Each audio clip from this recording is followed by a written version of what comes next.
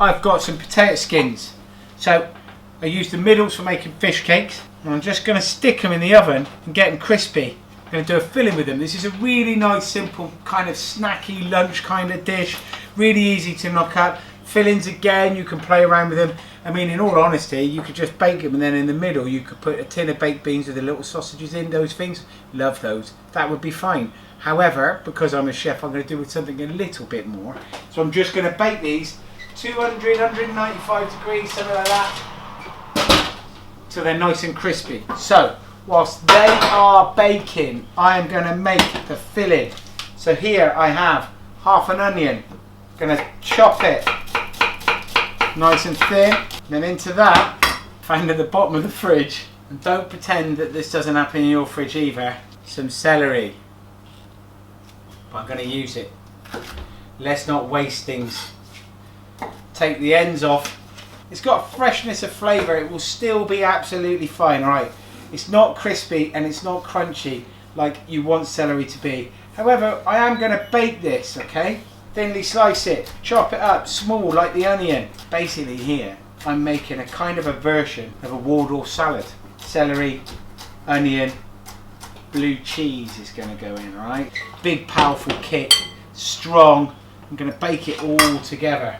But also in that, apple. And I'm going to keep the skin on the apple. Again, texture and flavour. I'm going to dice it up. Again, everything's about the same sort of size, right? So we're looking for texture and crunch here, alright?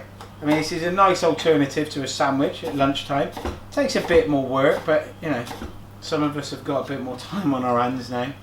For the time being, for the minute, because once this horrible thing has gone away, I'm hoping we are going to be so busy. An avocado. Got a tiny little one here. It's quite soft, quite ripe. Just going to stick that in. Pickled onions, just for a little bit of acidity and a little bit of crunch. I'm going to chop them up, same size as everything else. And then into that, I haven't got any walnuts. So I've got cashews. These are salted ones, you don't want the caramelised ones.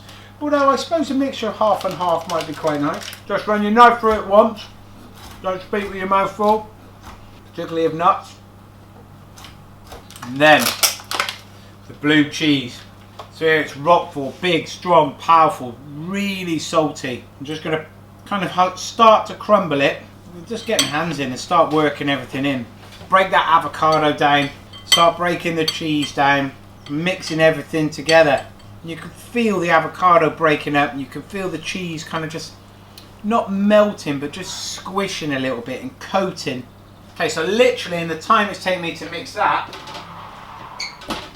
these potato skins, crispy, crunchy, just going to fill them.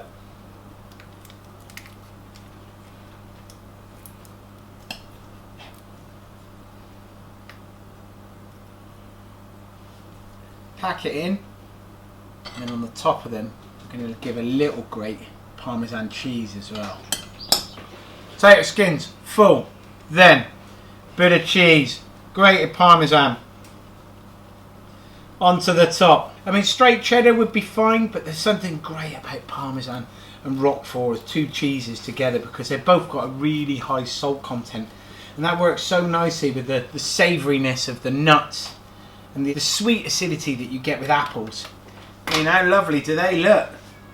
They're going to go back in the oven for about another 5 to 6, maybe 10 minutes at the most, but not very long, okay? Look at them little boys. They look great, don't they? I am very pleased with that. That is such a nice little blag of using a few bits and bobs of leftover stuff. So that is it. My filled Waldorf potato skins. Crispy, crunchy, chewy, fresh,